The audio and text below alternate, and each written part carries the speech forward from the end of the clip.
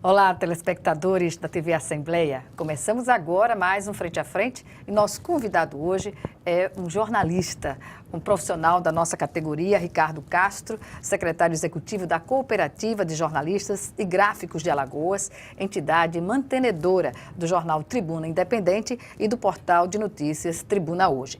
O Ricardo Castro, ele atua como editor-geral do jornal Tribuna Independente e nesses 10 anos do jornal, nós vamos falar aqui sobre essa trajetória, a importância desse veículo de comunicação que nasceu de uma cooperativa de jornalistas, de jornal impresso a portal de notícias, como um veículo de comunicação, criado por uma cooperativa de jornalistas, Ricardo. Até hoje são 10 anos, na ponta da competitividade, aí com outros meios semelhantes. Eu pergunto, como nasceu a Tribuna Independente e essa trajetória de 10 anos? O que dizer desse período, desse crescimento? E obrigada antecipadamente por estar aqui conosco. Eu que agradeço.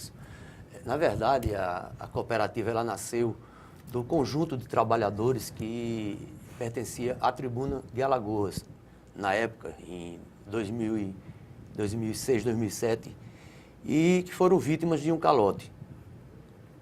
A tribuna parou de circular, a de Alagoas, os trabalhadores não receberam seus direitos e decidiram então ocupar o prédio e utilizar as máquinas que eram da Tribuna de Alagoas para produzir um jornal em que contasse toda a história relativa ao não pagamento de seus direitos, o que estava acontecendo, e isso foi feito, foi denunciado. E então percebemos que nós que fazíamos jornal é que tínhamos condições de botar o jornal na rua. E faltava apenas uma coisa, não tínhamos apoio financeiro, não tínhamos publicidade. Recorremos então de início a algumas entidades sindicais para nos dar apoio, para que pudéssemos rodar ao menos 3 ou 4 edições. Isso foi feito e a partir daí então nasceu a ideia de que se já conseguimos colocar um jornal na rua, bastaria que fizéssemos uma cooperativa, permanecendo no local, porque eles teriam que nos expulsar, iria ser uma briga boa, uma ocupação. Longa ocupação, por sinal. E nunca saímos de lá até hoje, né? Então, a partir dessa ideia, decidimos criar a cooperativa foi formada e estamos, até hoje, a cooperativa continua de pé. Na época, muita gente não acreditou que o projeto pudesse dar certo. Que pudesse vingar, não é, Ricardo? Muita gente. Disseram até que não duraria um mês. Pois bem, né, vamos fazer 10 anos agora, em julho, em que nós circulamos todos os dias, com exceção de domingos e pós-feriados, e nunca deixamos de levar o jornal às bancas um único dia sequer. Isso é um desafio difícil de manter, dadas as condições em que, como vocês começaram, organizados, passando de funcionários a patrão de vocês mesmos, né? E isso, inclusive, é que foi o grande pulo do gato, digamos assim, né? Porque, enquanto trabalhadores, repórteres, jornalistas, né? Os gráficos também, né? Não se tinha a noção exata do que é você dirigir um jornal. Foi difícil? Difícil porque tivemos que reaprender coisas que a gente jamais imaginava. Passamos, de repente, a não ser apenas o trabalhador, mas também o dono. Então, é como se fosse uma relação conflituosa. Você é o repórter, você é o gráfico e você é o dono também. Então, você tem que pensar como repórter, você tem que pensar também como dono. E como o dono pensa? O dono pensa, a primeira coisa, viabilizar o seu projeto. Ele tem que ir buscar recursos para garantir que seu projeto se perenize, para que ele possa arcar com os custos de manutenção da empresa e remunerar quem trabalha. E isso não era a nossa praia.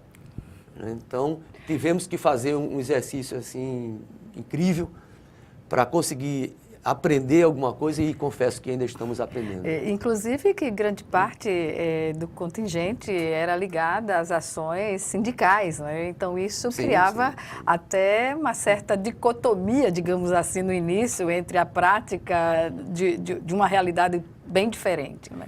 Bom, a primeira coisa que nós deixamos bem claro entre nós é que nós precisaríamos fazer parcerias publicitárias. E as parcerias publicitárias estariam abertas para todos, independentemente de quem quer que fosse. E buscamos, então, essa parceria, porque é a única forma de você sobreviver. A parceria com o poder público em geral, por exemplo, ela é fundamental aqui em Alagoas. O mercado, país inteiro, não é, Ricardo? O mercado aqui em Alagoas ele é muito pequeno, é muito restrito. Um jornal sozinho ele não se sustenta apenas com o mercado, com o varejo.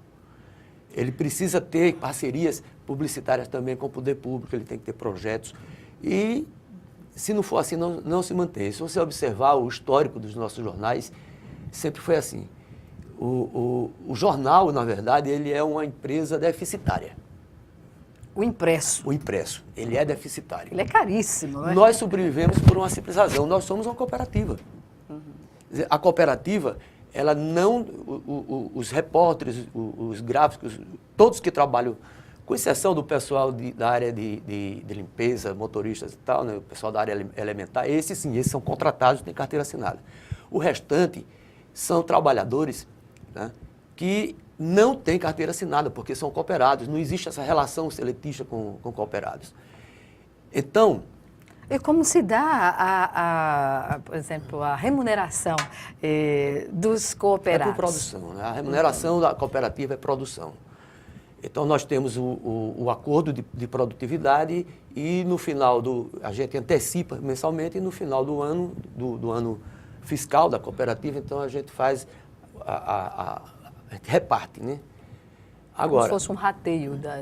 Exatamente isso, é um rateio. Tirando o custeio da cooperativa, o que sobra para investimento e para mas como eu ia dizendo, um jornal comum, e que ele contrate jornalista e pague o piso salarial, ele também vai incorrer no pagamento de tributos, praticamente na mesma proporção. Isso significa o quê? Que o custo dobra. E você vai ter que comprar papel, tinta, pagar a energia elétrica. A energia elétrica é caríssima. Ainda é um problema papel, porque da época que eu trabalhava na saudosa tribuna de 79 e 80, que não é mais, muito antes dessa etapa, papel ainda era um problema até para o jornal, por exemplo, que era e sempre o jornal de maior circulação no estado. Papel sempre é um problema porque ele é comprado no dólar. Então, o dólar sempre oscila e quando ele oscila para cima, o papel fica muito mais caro. Um exemplar de jornal, ele é comprado na banca, você paga o preço. Aquele preço não paga o jornal. Um jornal de quantas páginas, em média? Um jornal de 24 páginas, por exemplo. De final de semana? De final de semana, um pouco mais. Mas em nenhuma circunstância, em dia nenhum, o jornal ele se paga com o preço dele. O que mantém o jornal são as publicidades, não tem jeito. Então, um jornal, se você observar, como eu ia dizendo antes, jornais anteriores que sucumbiram foram em função disso, porque o processo é caríssimo. Os que se mantiveram, eles tinham um aporte financeiro do dono ou de um grupo. Hoje só temos um que tem esse aporte do grupo e nós, que não temos aporte de ninguém, somos só a nossa força de trabalho. Mas conseguimos sobreviver, estamos fortes, estamos crescendo. Competitivos mesmo, né? Esse é o projeto, a gente sempre ser competitivo e agora este ano a gente vai se organizar mais ainda para isso. Ricardo, qual o critério, digamos assim, para a informação ser notícia para quem faz uma cooperativa? Porque os meios de comunicação, desde sempre, eles atendem a interesses corporativos, muitas vezes. Isso do ponto de vista econômico, político, social, enfim. E na cooperativa, o que diferencia a abordagem de uma matéria, de uma reportagem nesse sentido? Bem, o fato de não termos dono, né, que o dono somos nós, nos dá a liberdade de escrever de forma livre. Não temos comprometimento com ninguém, com nada. E as nossas parcerias são comerciais. E podemos veicular matérias, e fazemos isso, né, que os concorrentes não veiculam. Agora, fazemos isso com seriedade, com responsabilidade. Né? Sem um mecanismo panfletário, digamos assim. Não entramos por esse caminho, aquele caminho de Porque esse chantagem. é o caminho da falta, que leva à falta de credibilidade do leitor. Exatamente, não é? isso a gente não faz. Absolutamente, muito pelo contrário.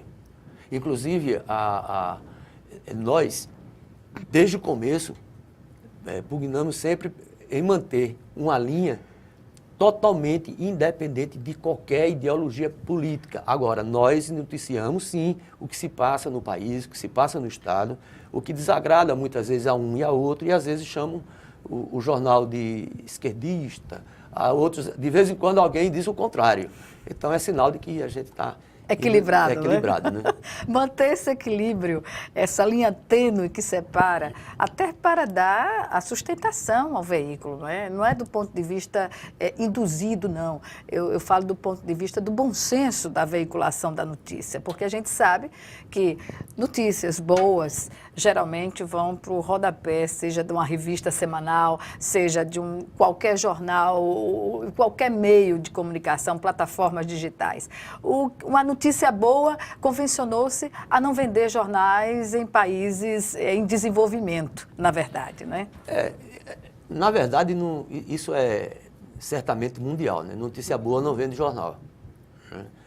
E eu não defendo que se deixe de dar notícia boa, muito pelo contrário. Se você observar a nossa manchete de hoje, é uma notícia boa. É uma notícia relativa que o IPVA será 20% mais barato agora em 2017. Então, nós damos notícias boas, sim. Matéria aprovada recentemente manchete. Aqui pela Assembleia Legislativa. Exatamente. Então, a notícia boa também é manchete, não só a ruim. Eu fico imaginando um estado como Alagoas, que tem a sua potencialidade agora mais do que dobrada do ponto de vista do turismo internacional também. Os jornais, aos finais de semana, eles poderiam ter essa pactuação, digamos assim, porque a notícia ruim, por ruim que ela seja, ela vai ser lida. Ela não teria que necessariamente estar estampando a manchete do jornal na parte de cima, daquela que dá mais visibilidade, porque o turista, quando chega, a depender da forma, ele pode até voltar do aeroporto. Veja bem, as edições de fim de semana, nós tratamos de sempre publicar alguma matéria especial, alguma matéria diferente e que o leitor ele possa ler o jornal com mais calma, descansado em casa. E, invariavelmente, a gente busca alguma matéria relacionada a Alagoas, não só ao setor turístico, mas também ao setor econômico, ao setor político, uma Então, nós estamos buscando isso, mas temos planos e projetos para este ano, a gente começar uma outra empreitada. A gente tentar desgarrar um pouco a edição impressa do eletrônico, do portal. Do portal. Porque a gente vê que, embora ainda seja uma tendência mundial e aqui no Brasil, os jornais eles ainda seguem repetindo o que você vê na internet, né, e nós continuamos fazendo isso aqui. Pois é. Eu acho que é um pecado. Também, Ricardo, acredito que o jornal impresso, ele pode ser mais um jornal opinativo, de matérias mais elaboradas. Eu creio que esse seja o futuro do impresso, porque você chegou ao momento em que, se você repete a notícia que foi veiculada no dia anterior, tanto nas emissoras de TV, rádio e portais, você está cavando sua própria sepultura enquanto jornal, porque o leitor já viu aquela notícia e ela não é nova, é velha. Um desdobramento, inclusive, da notícia, né? Porque as redes são ágeis demais. Se a notícia não for nova, o leitor não vai comprar o jornal, ele não vai ler. Então, para ter uma notícia nova, ou você desdobra e detalha aquela notícia que foi diversa, para você trazer uma notícia nova. Certamente. Não há outro meio.